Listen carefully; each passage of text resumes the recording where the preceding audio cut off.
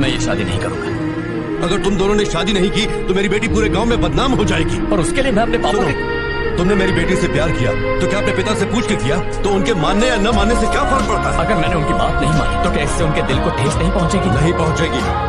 जो माँ बाप तुम्हारे प्यार को नहीं समझते उनसे पूछे बिना ही शादी करना अच्छा। ये तो धोखा देने जैसा होगा ना। कोई धोखा नहीं है।